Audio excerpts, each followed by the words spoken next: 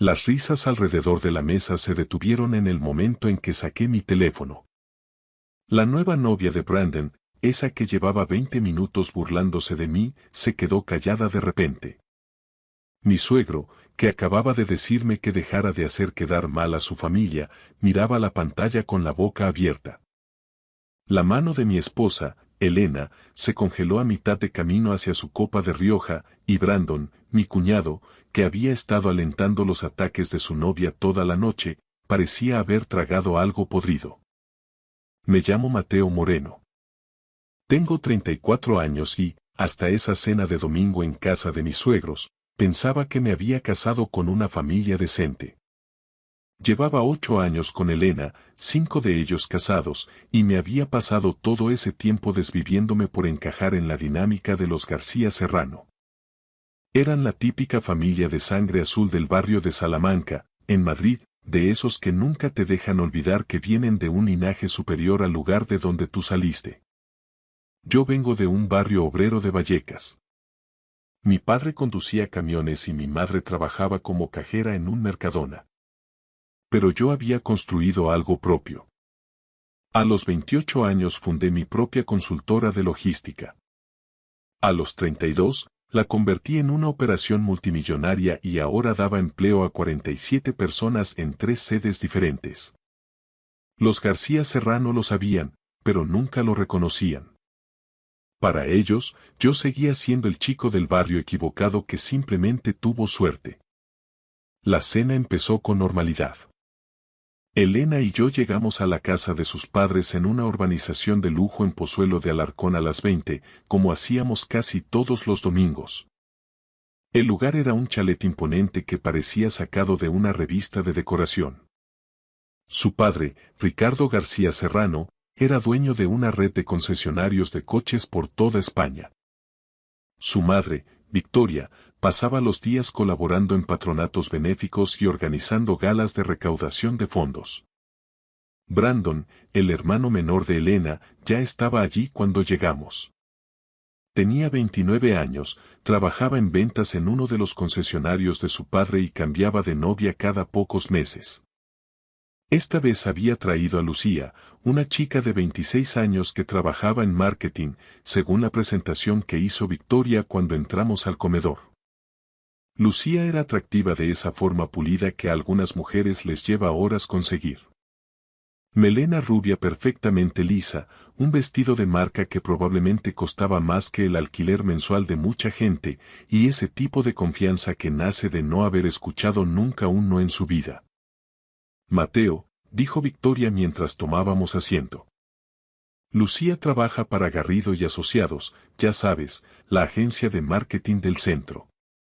Asentí cortésmente. Encantado de conocerte, Lucía. Ella sonrió, pero la expresión no llegó a sus ojos. Igualmente.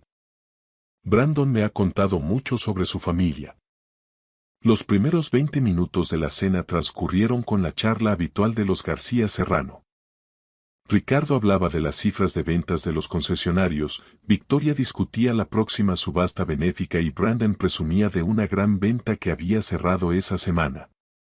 Elena habló de su trabajo como decoradora de interiores. Nadie me preguntó por mi empresa. Eso era lo normal. Los García Serrano tenían una forma de hacerte sentir que no valía su atención a menos que les estuviera sirviendo de alguna manera. Entonces Lucía empezó. Y dime, Mateo, dijo, cortando su salmón con movimientos precisos. Elena mencionó que diriges algún tipo de negocio de consultoría. Así es, respondí. Consultoría logística. Ayudamos a las empresas a optimizar sus cadenas de suministro y redes de distribución. Ella asintió lentamente, como si le acabara de decir que coleccionaba chapas para vivir. Suena interesante. O sea que les dices a los camioneros por dónde ir. Brandon se rió. Elena me lanzó una mirada de disculpa pero no dijo nada. No exactamente, dije con calma.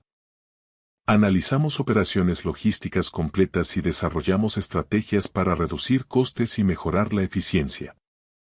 Es un trabajo bastante complejo que implica análisis de datos, modelado de redes y planificación estratégica. Lucía bebió un sorbo de vino, sonriendo levemente. Claro, claro. Error mío. Entonces, ¿eres como un mando intermedio, pero de camiones? Ricardo soltó una carcajada. Victoria sonrió tras su copa.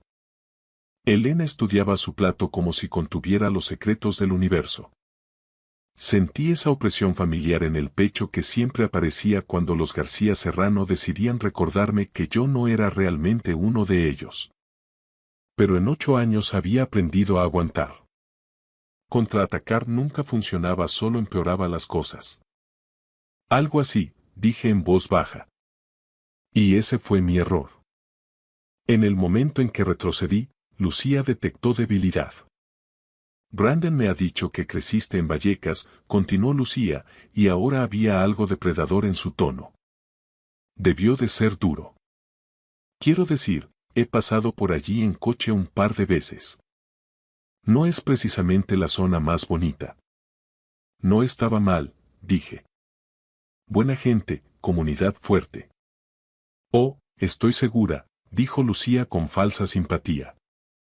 Cada uno hace lo que puede con lo que tiene, ¿verdad? Quiero decir, no todo el mundo puede permitirse colegios privados y veranos en Sotogrande. Eso es lo que hace grande a este país. Ya sabes, gente de todos los estratos puede prosperar. La mesa se quedó en silencio. Incluso Brandon parecía ligeramente incómodo, aunque seguía sonriendo. A Mateo le ha ido muy bien, intervino finalmente Elena, con voz débil. Oh, absolutamente, asintió Lucía con entusiasmo. Quiero decir, pasar de ese entorno a dirigir tu propio negocito, eso es el sueño español. Muy impresionante. Negocito. La palabra quedó suspendida en el aire como humo. Miré alrededor de la mesa. Ricardo estaba muy concentrado en su comida. Victoria estaba rellenando su copa de vino. Brandon intentaba no reírse. Y Elena estaba allí sentada, en silencio, dejando que una desconocida insultara a su marido en casa de sus padres. Probablemente deberíamos hablar de otra cosa, dije en voz baja. ¿Por qué? Preguntó Lucía con falsa inocencia. Me parece fascinante. Me encanta escuchar historias de éxito de personas que han superado la adversidad. Es muy inspirador. Ya ni siquiera intentaba ser sutil. Cada palabra estaba calculada para recordarme que yo no era lo suficientemente bueno, que no pertenecía allí, que tenía suerte de estar sentado a esa mesa con personas que eran mucho mejores que yo. Lucía tiene razón, dijo Brandon, uniéndose finalmente. Mateo ha recorrido un largo camino. ¿Te acuerdas cuando lo conocimos, papá? Conducía aquel Seat viejo con un golpe en la puerta. Ricardo sonrió. Me acuerdo. ¿De qué año era ese coche, Mateo? Del 96, dije. ¿Todavía funciona? Preguntó Lucía dulcemente. Lo vendí hace años. Ah, menos mal. Quiero decir, una vez que empiezas a ganar dinero de verdad, puedes permitirte mejorar esas cosas. Dinero de verdad. Como si los ingresos de 7 cifras que había generado el año pasado no fueran lo suficientemente reales. Victoria decidió unirse a la diversión. Mateo siempre ha sido muy práctico con el dinero, muy cuidadoso con los gastos. Supongo que eso viene de crecer sin mucho. Sentí que se me tensaba la mandíbula. 8 años de esto. 8 años de indirectas sutiles, cumplidos con doble sentido y de hacerme sentir que debería estar agradecido de que me dejaran casarme con su hija. ¿Sabéis qué me parece tan admirable? Continuó Lucía, y supe que lo siguiente sería peor. La gente que trabaja con las manos, el trabajo obrero de verdad. Tu padre era camionero, ¿verdad, Mateo? Es camionero, corregí. No ha muerto. Cierto. Perdona. Es camionero. Es un trabajo tan honesto.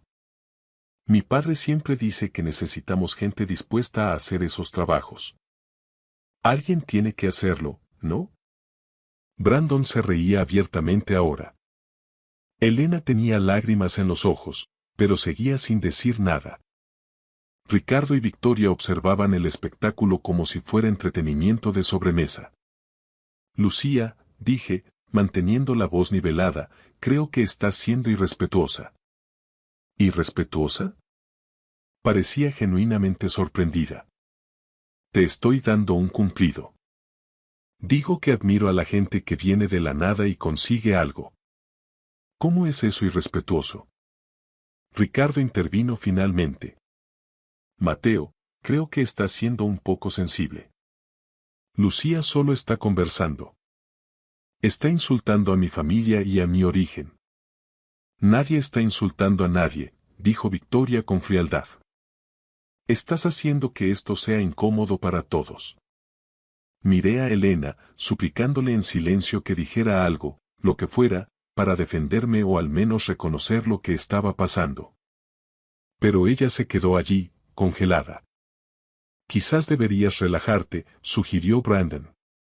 Lucía no lo decía con mala intención. Estás siendo un poco dramático. ¿Yo era el dramático? Sentí la rabia subiendo por mi pecho, caliente y afilada. Sí, dijo Ricardo con firmeza.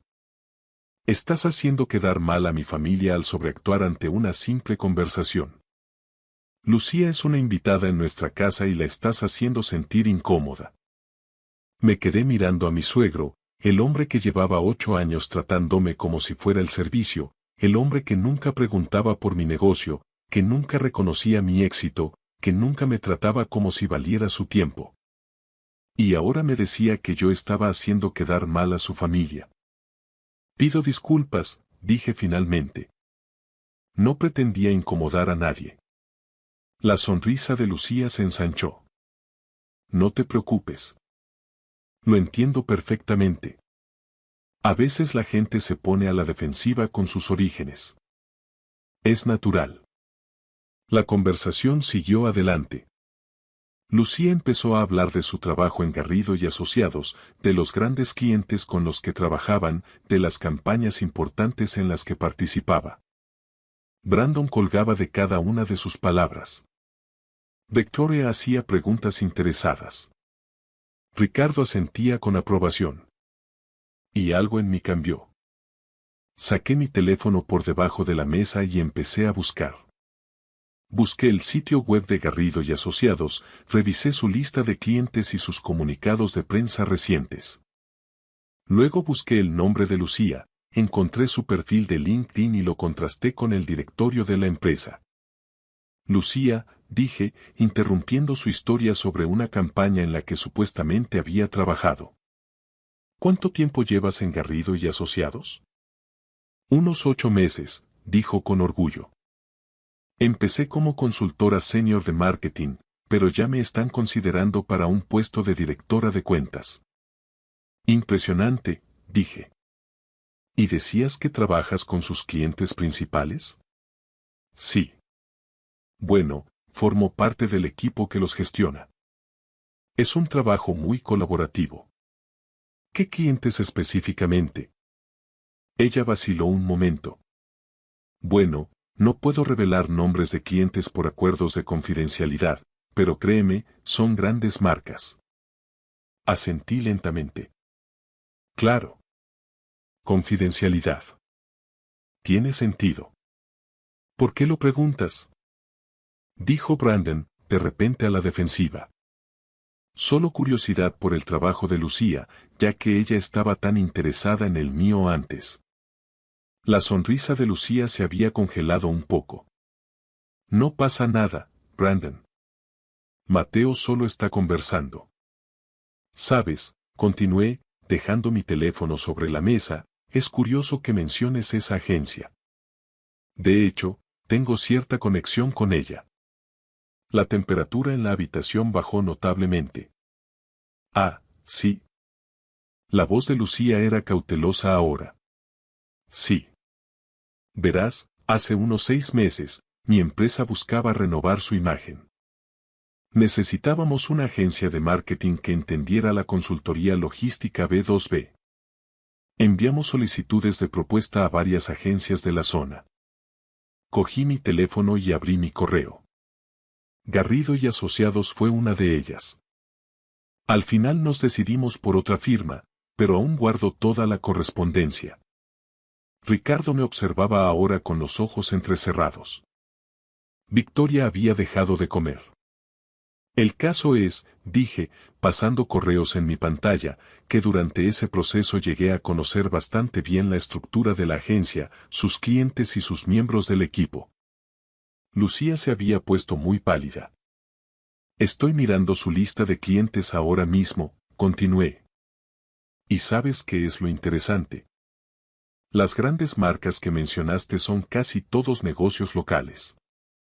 Un par de cadenas de restaurantes regionales, algunas tiendas minoristas pequeñas, una clínica dental.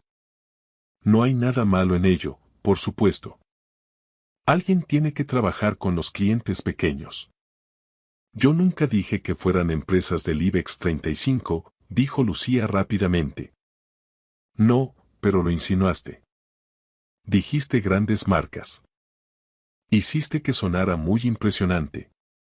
Miré a Brandon. Y ese puesto de directora de cuentas que mencionó tampoco es exacto.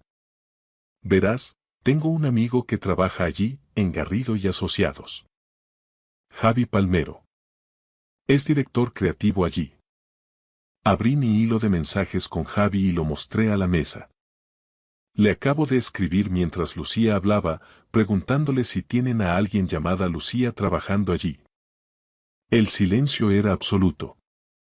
Dice que sí tienen a una Lucía, pero no es consultora senior. Es una auxiliar administrativa. Un puesto de nivel inicial.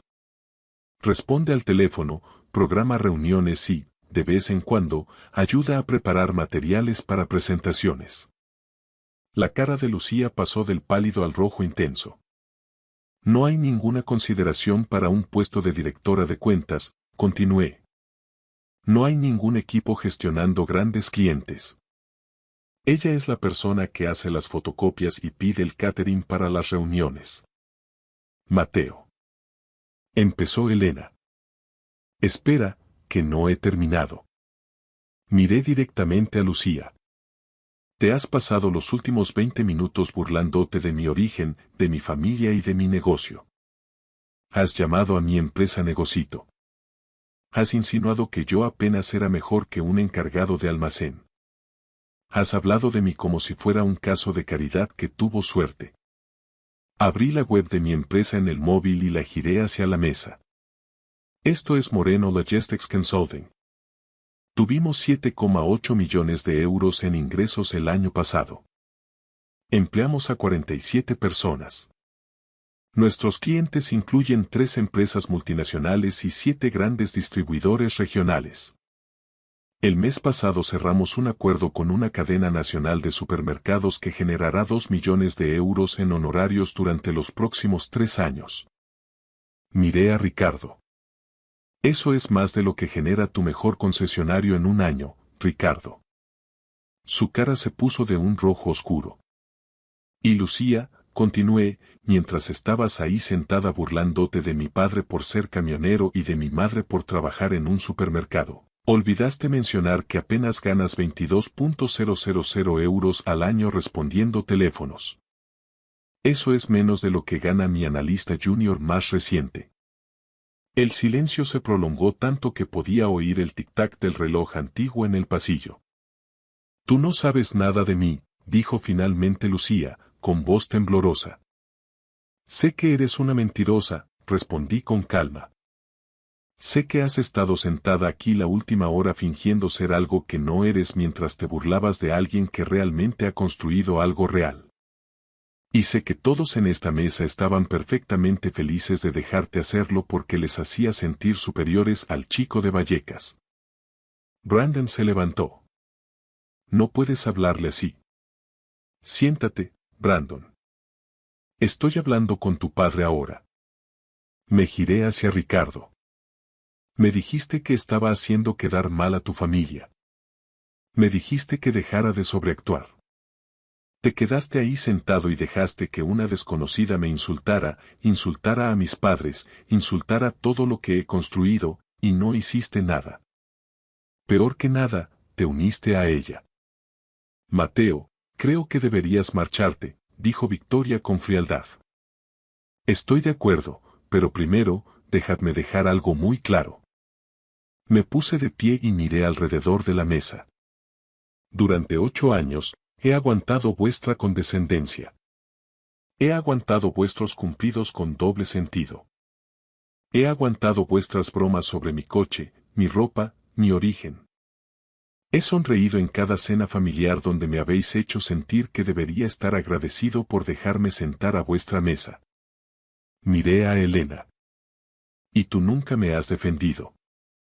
Ni una sola vez. Te has quedado ahí sentada cada vez y has dejado que me traten como si fuera inferior a ellos. Como si yo tuviera suerte de estar contigo en lugar de ser al revés. Mateo, por favor, susurró Elena. He terminado, dije simplemente. He terminado de fingir que esto es normal. He terminado de aceptar la falta de respeto de personas que han logrado menos que yo, pero actúan como si fueran la realeza. Y, sobre todo, he terminado de escuchar a una auxiliar administrativa burlarse de mi familia mientras todos sonreís y asentís. Lucía estaba llorando ahora. Victoria estaba de pie, furiosa. La cara de Ricardo era un poema de rabia contenida. Brandon parecía querer pelear, pero ya no me importaba.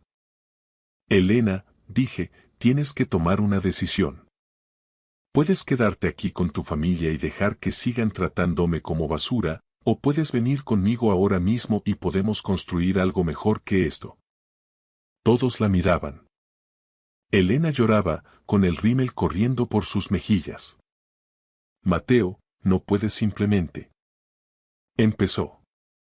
¿Sí o no, Elena? Ahora mismo. El momento se estiró. Observé a mi esposa, la mujer que había amado durante 8 años, la mujer con la que había construido una vida, luchando con la pregunta más sencilla del mundo.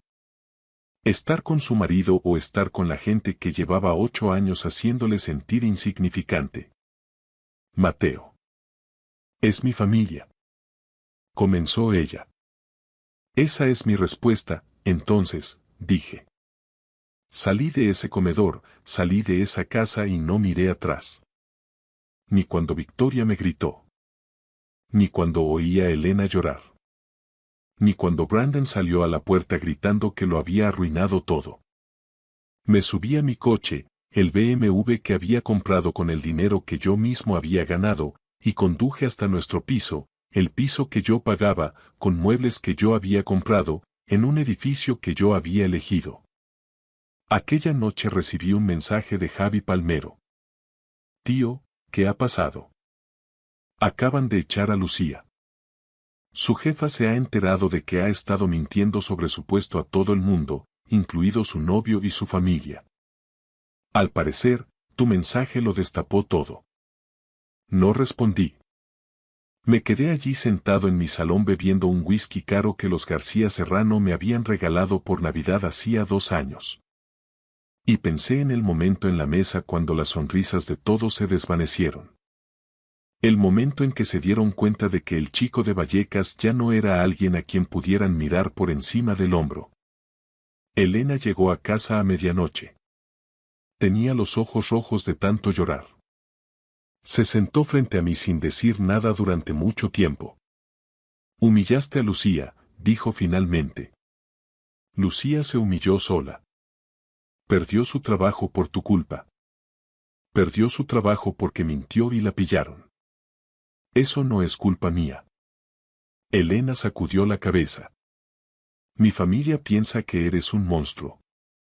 Tu familia piensa que soy inferior a ellos.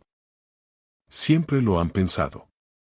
La única diferencia es que ahora he dejado de fingir que no me doy cuenta. Mateo, son mis padres, mi hermano.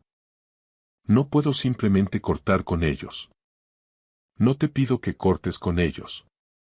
Te pido que me defiendas cuando me tratan como basura. Te pido que estés de mi lado por una vez en 8 años. Se quedó callada mucho tiempo. No sé si puedo hacer eso. Y ahí supe que mi matrimonio había terminado. Nos separamos 3 semanas después. Elena se volvió a vivir con sus padres temporalmente. Los papeles del divorcio llegaron 2 meses después. Ella quería el piso, la mitad del valor de mi empresa y una pensión compensatoria. Le di el piso, ya estaba cansado de vivir en un espacio que ella había elegido. Pero luché por la empresa y gané. Ella nunca se había involucrado en la compañía, nunca había contribuido a su crecimiento, ni siquiera se había interesado por lo que yo hacía. El juez estuvo de acuerdo conmigo. Ricardo intentó intimidarme durante el proceso de divorcio, amenazó con hacerme las cosas difíciles con sus contactos, sus abogados y su dinero. Pero lo que pasa con tener dinero de verdad, frente a solo actuar como si lo tuvieras, es que cuando llega el momento de la verdad, los recursos importan más que la reputación. Mis abogados eran mejores que los suyos. Mi documentación era mejor que sus fanfarronadas. Y cuando todo se resolvió, Elena obtuvo mucho menos de lo que esperaba. Lucía y Brandon rompieron a las 2 semanas de aquella cena. Al parecer, una vez que todos supieron que había estado mintiendo sobre su trabajo, Brandon decidió que ya no era lo suficientemente impresionante para él. Ella volvió a casa de sus padres y aceptó un trabajo en otra agencia. Esta vez fue honesta sobre su nivel de entrada. Oí a través de amigos comunes que llegó a pedirle perdón a Elena por lo ocurrido. A mí no, nunca a mí. Pero al menos reconoció que se había pasado de la raya. Los García Serrano no volvieron a hablarme después de que se finalizara el divorcio. Me pareció bien. Yo tampoco tenía nada que decirles. Pero esto es lo que pasó que hizo que todo valiera la pena. Unos 6 meses después del divorcio, estaba cenando en un restaurante del centro con un cliente potencial. Un sitio elegante, manteles blancos, una extensa carta de vinos. El tipo de restaurante en el que los García Serrano se sentirían como en casa. Estaba a mitad de explicar los servicios de mi empresa cuando noté que sentaban a Ricardo y Victoria a 3 mesas de distancia. Me vieron en el mismo momento en que yo los vi a ellos. Por un segundo, Ricardo pareció que iba a acercarse para montar una escena, pero entonces vio con quién estaba sentado. Lo reconoció. Santiago Moreno, CEO de Logística Mediterránea, una de las mayores empresas de transporte de España. El mismo apellido que yo. No era coincidencia. Era mi tío por parte de padre. El lado exitoso de la familia por el que los García Serrano nunca se molestaron en preguntar. Mi padre conducía camiones, su hermano era el dueño de la empresa de camiones y de varias más. Y acababa de aceptar invertir en mi consultora para ayudarnos a expandirnos por toda Europa. Observé la cara de Ricardo mientras se daba cuenta de esto. Vi cómo comprendía que el chico de Vallecas al que había despreciado durante 8 años no solo tenía éxito por méritos propios, sino que tenía respaldo familiar. Familia de verdad. De la que aparece cuando la necesitas. Mi tío Santiago notó que Ricardo nos miraba y se inclinó. ¿Los conoces? Son mi ex familia política, dije en voz baja. Santiago miró hacia ellos y sonrió. ¿Los que se creían mejores que nosotros? Esos mismos. ¿Quieres que vaya a saludar? He estado buscando una excusa para comprar algunos concesionarios. Específicamente los suyos. Lo pensé. Pensé en la satisfacción de ver la cara de Ricardo mientras mi tío le hacía una oferta que no podría rechazar, para luego desmantelar poco a poco todo lo que había construido. Pero luego pensé en aquella cena, en las lágrimas de Lucía, en la elección de Elena, en el momento en que salí de aquella casa y me sentí más ligero de lo que me había sentido en años. No, dije. Terminemos nuestra cena. No valen el tiempo. Y así lo hicimos. Cuando pasé por delante de la mesa de Ricardo al salir, me detuve y lo miré. Hola, Ricardo. Victoria. ¿Disfrutáis de la comida? La mandíbula de Ricardo estaba tan apretada que pensé que se le rompería un diente. Victoria no me sostuvo la mirada. La comida es excelente aquí, continué con tono conversacional. Mi tío Santiago y yo venimos siempre que nos reunimos para hablar de negocios. Está pensando en expandirse por Madrid. Quizás le mencione vuestros concesionarios. Podría ser una oportunidad de adquisición interesante. Sonreí, no con maldad, sino profesionalmente. Disfrutad de la velada, dije, y salí por la puerta. Eso fue hace 3 años. Desde entonces, Moreno Logistics Consulting ha triplicado su tamaño. Abrimos oficinas en Barcelona y Lisboa. Cerramos contratos con 2 multinacionales del IBEX. El año pasado, nuestra facturación alcanzó los 26 millones de euros. Me compré una casa en Javia, justo frente al mar. Un sitio precioso. Mejor que el chalet de los García Serrano en Pozuelo. No la compré para presumir. La compré porque me la gané y la quería. Oí por amigos comunes que Elena se volvió a casar. Un tipo que trabaja en finanzas. Espero que sea feliz. De verdad lo espero. Pero también espero que haya aprendido algo de lo que pasó. Espero que haya aprendido que quedarse de brazos cruzados viendo cómo alguien a quien amas es despreciado no es lealtad a tu familia, es traición a tu matrimonio.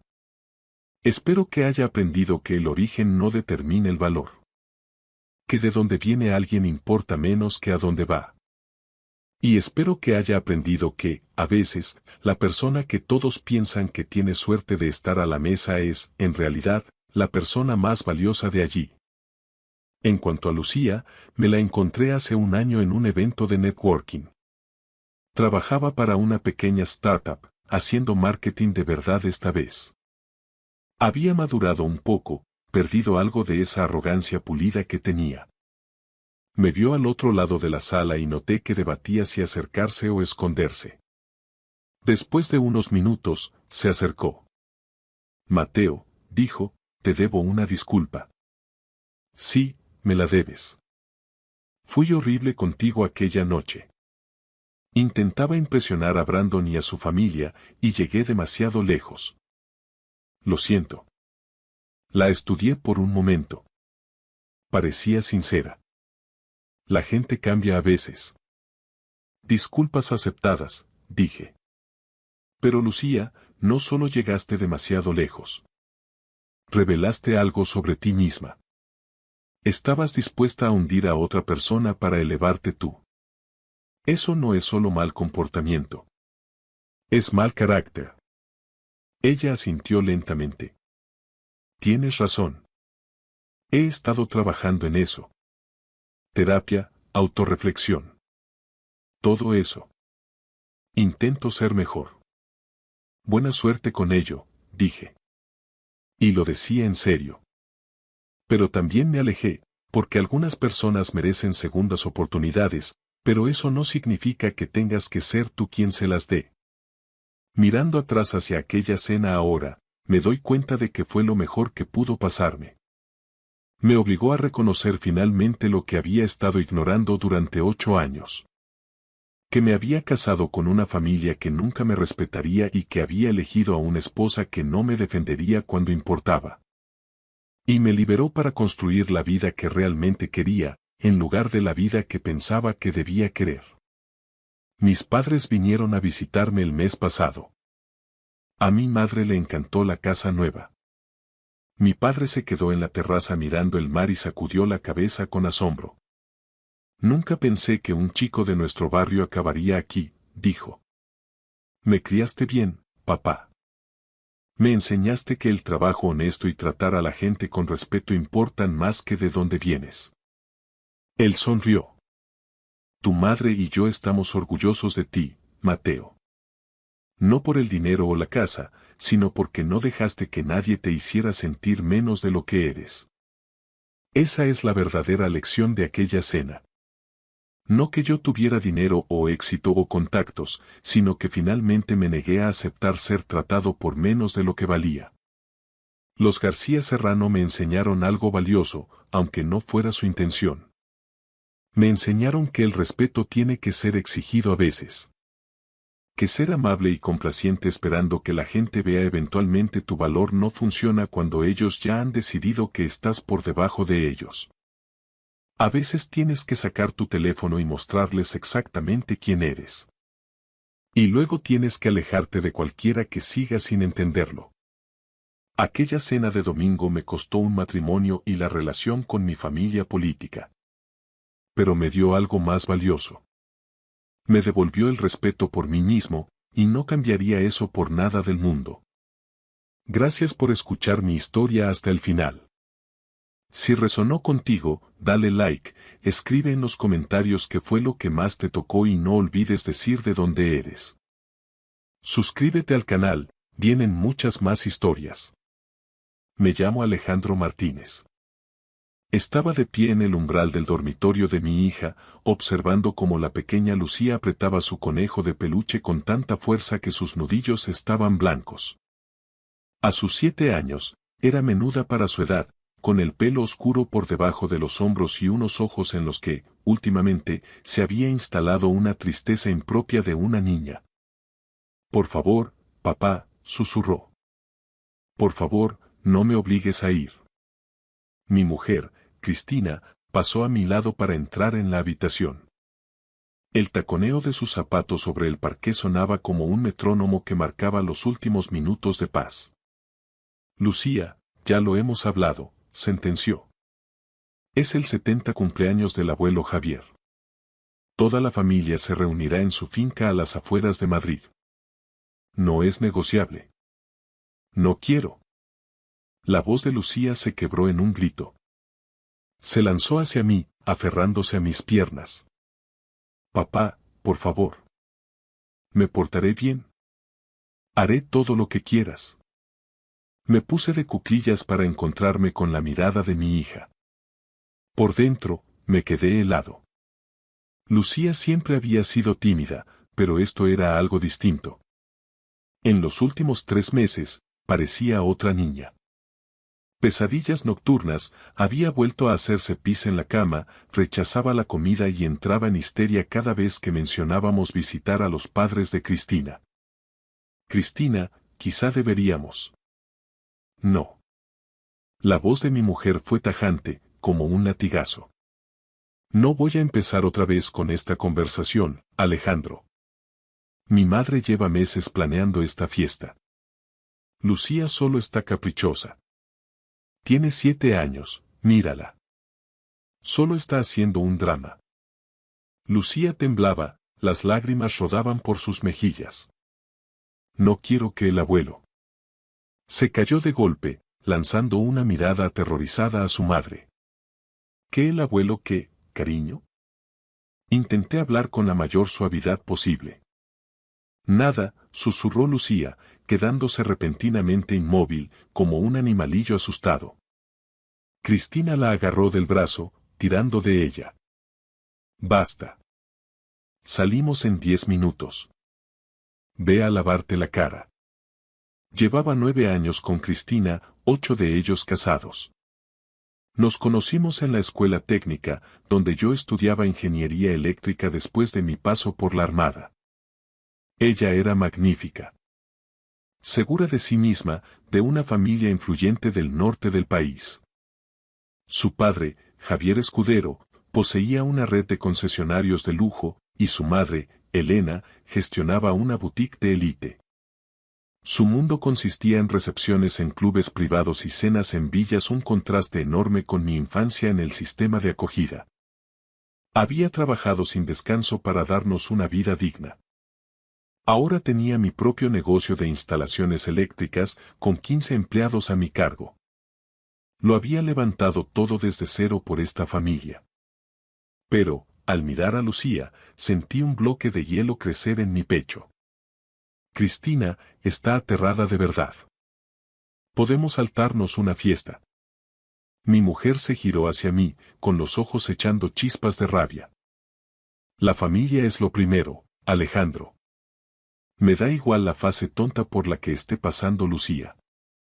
Mis padres siempre han sido generosos con nosotros. Mi padre te dio el capital inicial cuando abriste la empresa. Lo menos que podemos hacer es presentarnos en su aniversario. Esa deuda. Siempre la recordaba. Hacía mucho que había devuelto hasta el último céntimo con intereses, pero Cristina lo usaba como un arma cada vez que yo cuestionaba la autoridad de su familia. No pido cancelarlo todo, dije con cautela. Propongo que Lucía y yo nos quedemos en casa. Diles a tus padres que se siente mal. ¿Y cómo voy a quedar yo?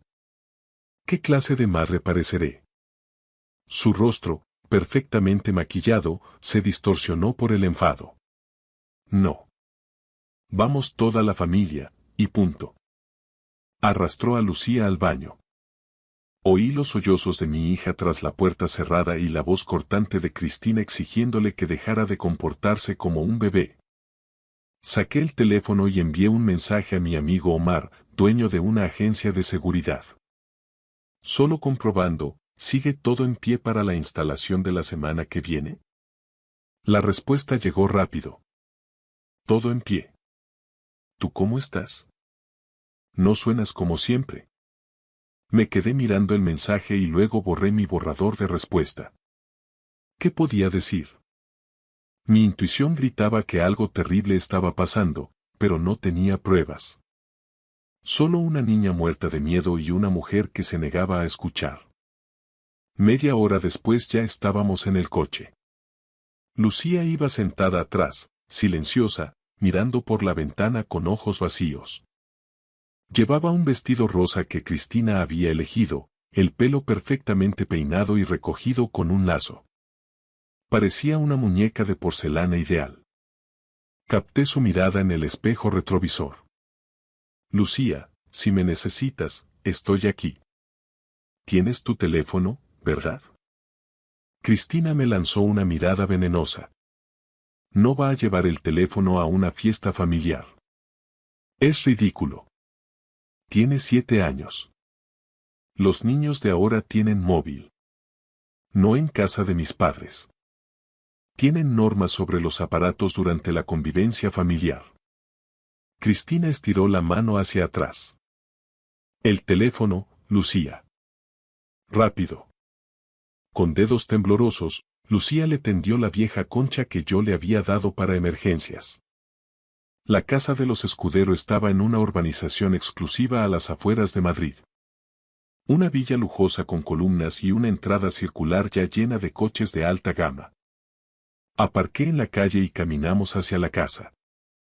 El propio Javier Escudero abrió la puerta. Un hombre alto, de pelo canoso y una sonrisa amplia que nunca llegaba a sus ojos. En su juventud había jugado al fútbol y aún conservaba esa seguridad agresiva en cada movimiento. Pero si es mi nieta favorita. Lucía se quedó literalmente petrificada. Sentí como su pequeña mano se clavaba en mi palma. Vamos, ve a darle un abrazo al abuelo, dijo Javier, abriendo los brazos de par en par. Lucía no se movió. Sentía la tensión en cada músculo de su pequeño cuerpo. Cristina soltó una risa nerviosa. Hoy está un poco tímida. No pasa nada, pronunció Javier con voz melosa. Ya vendrá conmigo cuando esté lista. Tenemos toda la tarde por delante. Sus ojos se encontraron con los míos y en ellos vi algo entre el desafío y la burla. Dentro, la casa estaba llena de parientes. Elena Escudero apareció ante nosotros envuelta en una nube de perfume caro, abrazando a Cristina y apenas rozando mi mejilla con un beso de cortesía. ¡Qué alegría que hayáis venido! Alejandro, los hombres están en la terraza. Cristina, necesito tu ayuda en la cocina. Lucía se aferró a mi mano como a un salvavidas. ¿Puede Lucía quedarse conmigo? Pregunté. La sonrisa de Elena se volvió tensa. No seas tonto. Los niños están jugando en la sala de juegos de la planta baja. Lucía sabe dónde está. En realidad, preferiría. Alejandro. El tono de Cristina sonó como una advertencia. Deja que juegue con sus primos. En ese momento apareció el hermano de Cristina, Diego. A las 2 de la tarde ya estaba visiblemente alegre por el alcohol. «Hey, pequeña Lucía. ¿Quieres ver el billar nuevo que ha comprado el abuelo?» Antes de que pudiera objetar, Diego cogió en brazos a una Lucía que se resistía. «Vamos, bicho». «Diego, ponla en el suelo», dije con dureza. Todo el mundo se calló. El rostro de Elena se volvió gélido. ¿Algún problema, Alejandro?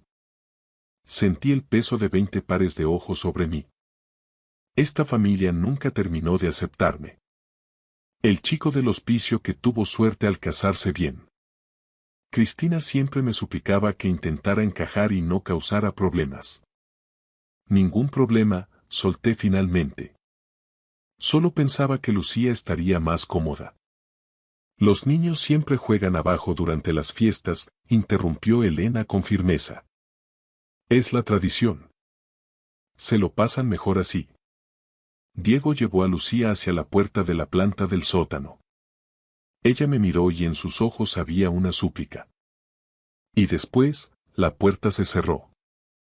Las horas pasaron con una lentitud insoportable. Apuré una cerveza en la terraza, manteniendo conversaciones vacías con los socios de Javier. Cada 15 minutos buscaba una excusa para entrar en la casa, intentando llegar a la sala de juegos, pero siempre me interceptaban. O Elena necesitaba mover unas sillas, o Javier quería enseñarme su coche nuevo, o Diego venía con rollos sobre inversiones increíbles. A las 4:30, finalmente, logré llegar a la puerta. Desde abajo se oían gritos y risas infantiles, pero no oía la voz de Lucía. Bajé las escaleras. 5 niños jugaban a la consola. Lucía no estaba entre ellos. ¿Dónde está mi hija? Le pregunté a mi sobrino, un chaval regordete de 10 años. No sé. Hace rato que no la veo. El corazón me empezó a latir más rápido. Subí las escaleras corriendo, apartando a los invitados. Cristina estaba en el comedor, decorando la tarta con su madre. Cristina.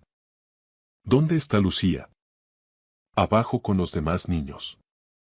¿De qué hablas? No está allí. ¿Dónde está? Cristina intercambió una mirada rápida con Elena. Estará en el baño. Deja de entrar en pánico. ¿En cuál exactamente? Alejandro, me estás avergonzando. Está bien. Revisé los 3 baños de la planta principal. Vacíos. La gente se congregaba en el salón para sacar la tarta. Subí a la segunda planta, a pesar de los gritos de Elena diciendo que los invitados no tenían permitido subir. 4 dormitorios. Vacíos. Y entonces lo oí. Un sonido sordo, ahogado, proveniente del dormitorio principal al fondo del pasillo. Abrí la puerta de par en par. Javier Escudero estaba sentado en el borde de la cama. Lucía estaba frente a él. Su vestido rosa estaba arrugado, el lazo había desaparecido. Su rostro estaba pálido, ausente, y las lágrimas resbalaban por sus mejillas sin hacer ruido. Javier levantó la cabeza con calma. Ah, aquí estás. Lucía se encontraba un poco mal y la he traído aquí, donde hay más tranquilidad. Cada instinto que desarrollé durante mis años de servicio en el ejército gritó peligro. La mano de Javier descansaba sobre el hombro de Lucía. Con demasiada propiedad. Con demasiada familiaridad. Lucía, ven aquí, dije en voz baja. Se lanzó hacia mí como si su vida dependiera de ello y escondió la cara en mi pecho. Temblaba tanto que le castañeaban los dientes. La cogí en brazos, apretándola contra mí. Nos vamos. Ahora mismo. Espera un momento, Javier se levantó. No me detuve a escuchar. Bajé con Lucía en brazos, pasando por delante de los invitados impactados y de los gritos de protesta de Cristina. La abroché en su silla y arranqué a toda prisa. Papá. La voz de Lucía era minúscula. Estás a salvo, cariño. Estoy contigo. Me duele la tripa. Vamos al hospital. Todo va a salir bien. No se lo digas a mamá. Por favor, no se lo digas a mamá. Eso me dejó helado. ¿Por qué, pequeña? Pero Lucía cerró los ojos, sumergiéndose en algún lugar profundo dentro de sí misma. Conduje hasta el hospital Nuestra Señora, donde trabajaba como pediatra una conocida mía, Patricia López. El año pasado le había reformado la instalación eléctrica de su casa y manteníamos el contacto. Si alguien podía ayudar sin hacer preguntas innecesarias, era ella. Entré en urgencias. La enfermera de guardia, al ver mi cara, llamó inmediatamente a Patricia. Apareció en un minuto y su mirada profesional evaluó la situación al instante. Alejandro, ¿qué ha pasado? No lo sé con seguridad. Necesito que la examinen. Y necesito documentarlo todo. Absolutamente todo. Patricia me miró a los ojos, y en ese gesto hubo una comprensión amarga. Box 3. Ven conmigo. 2 horas después, estaba sentado en un pequeño despacho de consultas. Mis manos estaban tan apretadas que los nudillos me dolían. Patricia había llamado a la doctora Martínez, experta en medicina forense de menores. La doctora Martínez, una mujer de unos 50 años con ojos bondadosos pero serios, se sentó frente a mí. Señor Martínez, voy a ser directa. Su hija ha sufrido abusos sexuales. Basándome en las pruebas físicas y en sus propias palabras, esto ha sucedido durante al menos 3 meses. La habitación empezó a dar vueltas. Me quedé sin aliento. ¿Ha dicho algún nombre? Mi voz sonaba extraña. Sí. Ha nombrado al abuelo, Javier Escudero. El mundo se derrumbó. ¿Cómo de grave es? Lo suficiente como para que esté obligada por ley a contactar inmediatamente con servicios sociales y con la policía. Ya lo he hecho. Hay una detective de camino. Me levanté de golpe, necesitaba moverme, necesitaba golpear algo, destruir algo. Ella me lo suplicó. Me suplicó no ir allí. No es culpa suya. Aún así la obligué. Mi mujer la obligó. La expresión de la doctora cambió. Señor Martínez. Durante el examen, Lucía ha dicho algo que me preocupa. Ha dicho. Mamá lo sabe. Mamá me dijo que tenía que ser buena con el abuelo. Esas palabras me golpearon más fuerte que cualquier impacto físico. ¿Qué? No puedo confirmar que sabía su mujer y que no. Eso lo decidirá la investigación. Pero era mi deber transmitirle sus palabras. En ese momento, Patricia entró en la sala. Alejandro, hay algo más. Tienes que ver esto. Me tendió su teléfono. Después de que te fueras de la fiesta, me ha llamado una conocida.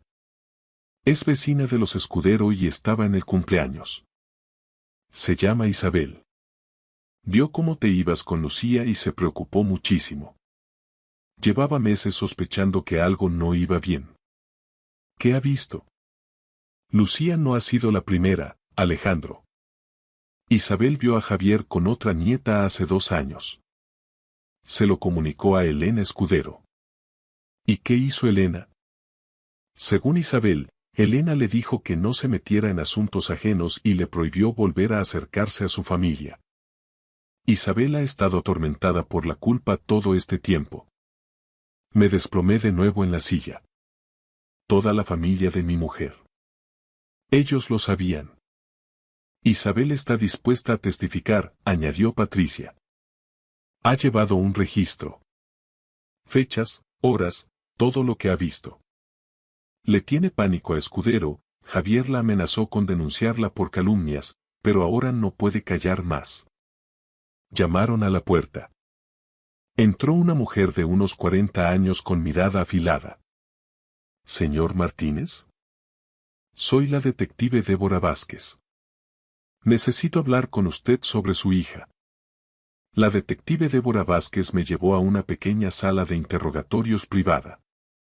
Sus movimientos eran precisos, el rostro endurecido por años de ver lo peor de la sociedad madrileña. Se sentó frente a mí y abrió una carpeta. Alejandro, necesito que me escuches con mucha atención, dijo en voz baja. Javier Escudero no es solo un empresario rico.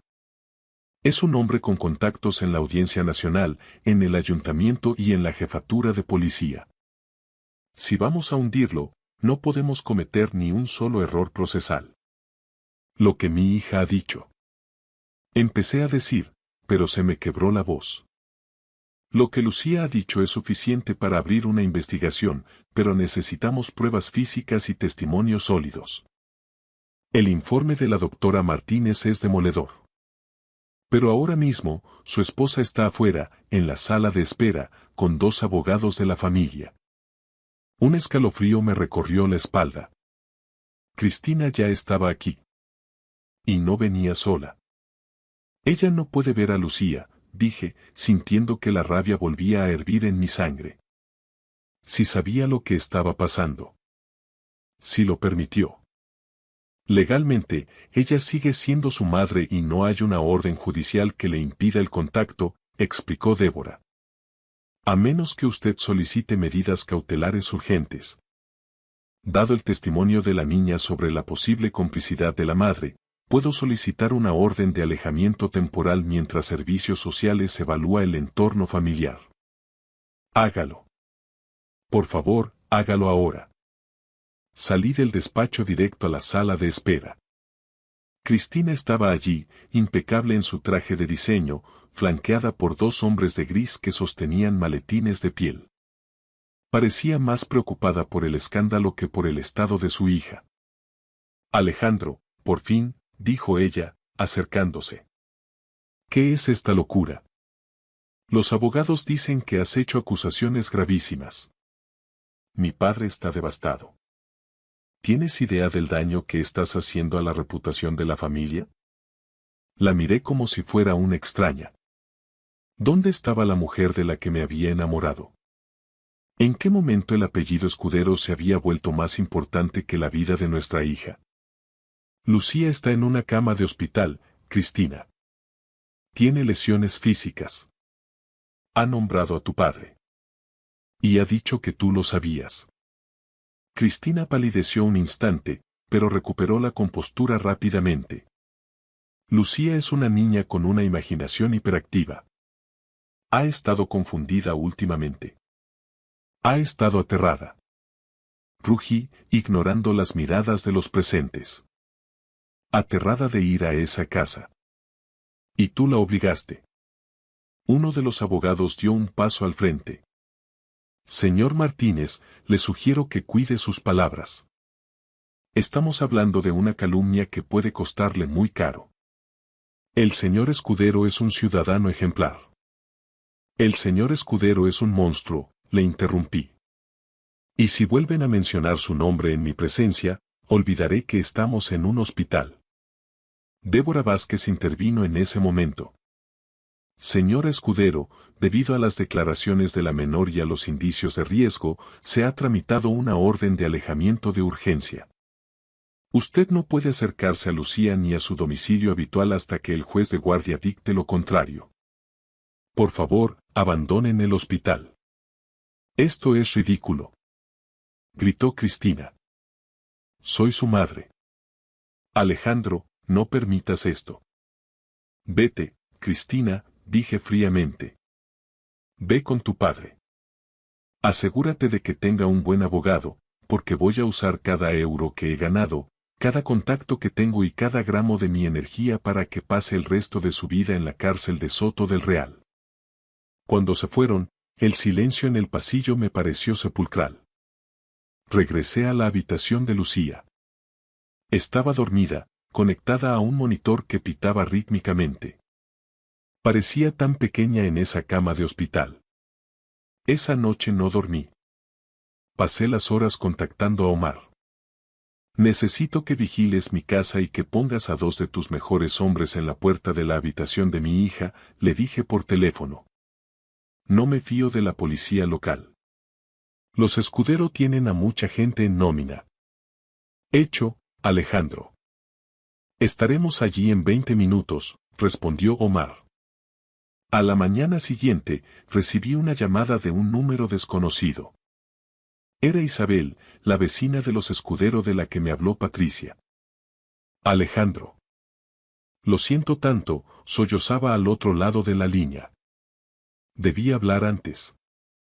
Tengo fotos. Mi corazón dio un vuelco. ¿Fotos de qué, Isabel? De lo que pasaba en el jardín de la villa. Y tengo copias de los correos que le envié a Elena Escudero hace 2 años advirtiéndole sobre Javier. Ella me amenazó con arruinar mi negocio si decía algo. Pero ya no tengo miedo. Mi hija también tiene la edad de Lucía. No puedo seguir viviendo con esto. Isabel, escucha. Necesito que esas pruebas lleguen a la detective Vázquez. Ella es de confianza. Lo haré. Pero ten cuidado, Alejandro. Javier está moviendo hilos. Han dicho en las noticias que hay un incidente familiar y que tú estás sufriendo un brote psicótico. Están intentando invalidar tu testimonio. Colgué el teléfono, sintiendo una náusea profunda. La maquinaria de los Escudero ya estaba en marcha. Intentarían presentarme como un padre inestable que secuestró a su hija del cumpleaños. Pero no contaban con algo. Yo no era el chico huérfano e indefenso que conocieron hace 10 años. Ahora era un hombre que lo tenía todo que perder y nada que temer. Fui al despacho de la doctora Martínez. Necesito el informe completo de toxicología de Lucía, pedí. ¿Por qué, Alejandro? Porque ayer, antes de salir de la fiesta, noté que Lucía estaba demasiado ausente. No solo asustada, sino sedada. La doctora Martínez frunció el ceño y revisó los resultados preliminares en su ordenador. Sus ojos se abrieron de par en par. Tienes razón. Hay trazas de benzodiazepinas en su sangre. Un sedante potente, Alejandro. A una niña de 7 años. Se lo dieron para que no gritara. O para que no recordara, concluí, sintiendo que el mundo se volvía oscuro. ¿Quién preparó su bebida ayer? Eso tendrá que determinarlo la policía. Salí del hospital y fui directo a mi oficina. Necesitaba revisar las cuentas. Sabía que Javier Escudero había estado lavando dinero a través de una de sus empresas de automoción, me lo había comentado una vez, borracho, creyendo que yo era de los suyos. En aquel entonces no le di importancia, pero ahora. Ahora ese sería el clavo final en su ataúd. Si la justicia por el abuso era lenta, la justicia por delitos fiscales en España podía ser implacable si se presentaban las pruebas adecuadas a la agencia tributaria. Llamé a mi contable, un hombre meticuloso llamado Rafael. Rafael, necesito que analices cada factura de los trabajos que hicimos para el Grupo Escudero en los últimos 5 años. Busca cualquier discrepancia, cualquier pago en B, cualquier cosa que huela a podrido. Alejandro, eso es mucho trabajo. ¿Pasa algo? Pasa que voy a desmantelar un imperio, Rafael. Y necesito que me ayudes a poner los explosivos. Mientras tanto, en el hospital, Lucía se despertó. Sus ojos buscaron los míos y, por primera vez en meses, no vi solo miedo. Vi alivio. Papá. ¿Ya no tengo que volver a la casa de los abuelos? Me senté a su lado y le tomé la mano con suavidad. Nunca más, Lucía. Te lo prometo por mi vida. Nadie volverá a hacerte daño. Mamá se enfadará, susurró ella. Mamá ya no manda aquí, mi amor. Ahora solo importas tú. Esa tarde, la detective Vázquez volvió con noticias. Habían registrado la villa de los Escudero.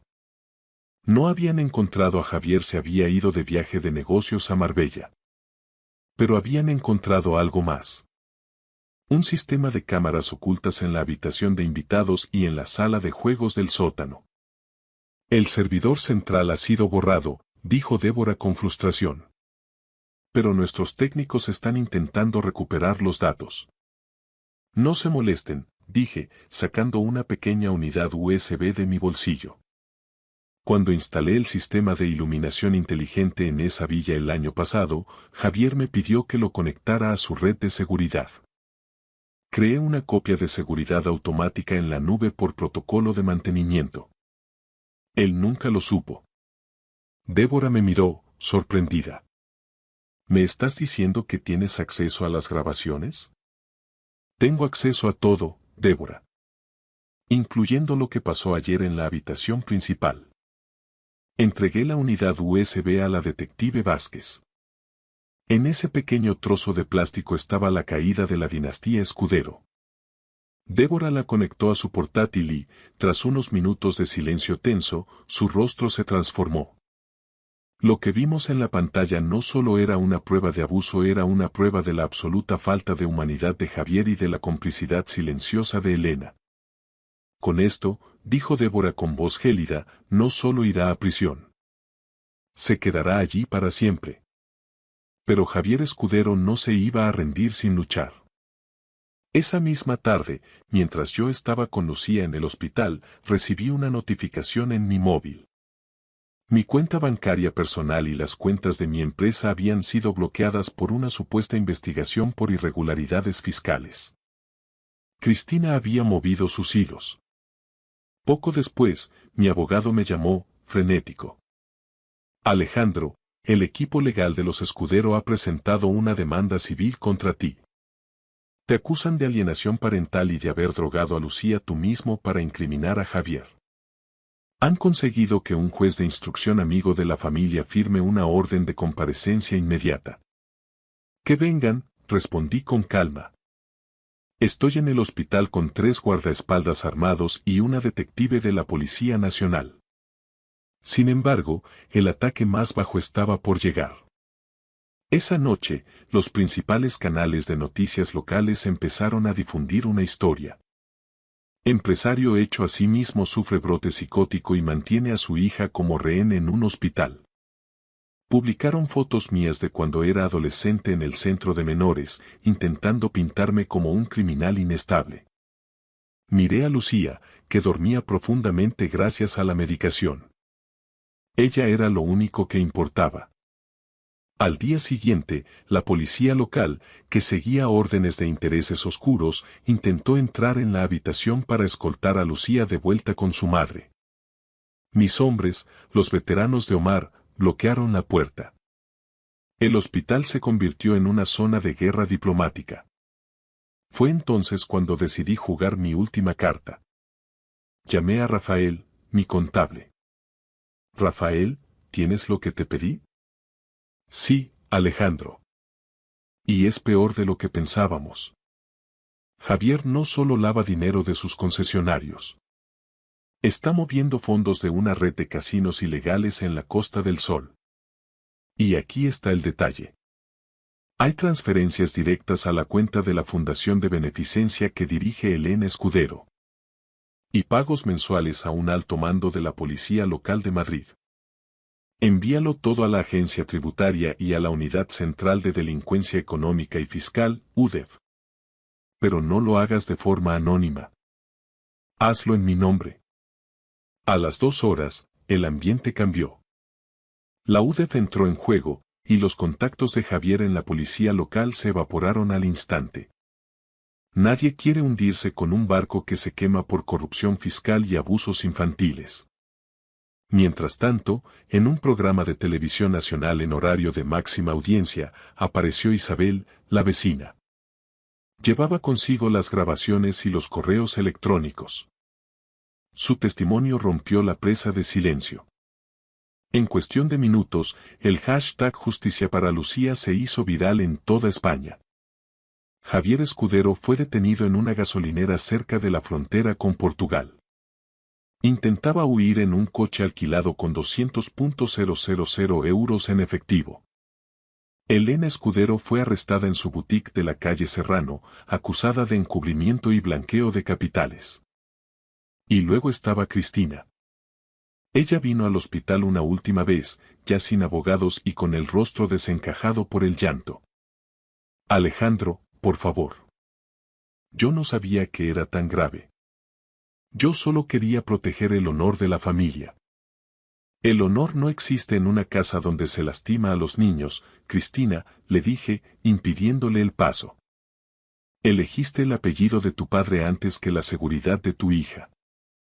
Ahora tendrás que vivir con las consecuencias. Le entregué los papeles del divorcio y una copia de la demanda por negligencia criminal que mis abogados habían redactado. No vuelvas a acercarte a nosotros. Nunca. 6 meses después. Vivimos en una pequeña casa cerca de Valencia, frente al mar Mediterráneo. Vendí mi empresa en Madrid y abrí una nueva aquí, más pequeña, más tranquila. Lucía está yendo a terapia 3 veces por semana con una especialista increíble llamada Carmen. El proceso judicial fue largo y doloroso, pero terminó con una sentencia histórica. Javier Escudero fue condenado a 45 años de prisión. Debido a su edad y a la gravedad de los delitos, lo más probable es que muera tras las rejas en la cárcel de Estremera.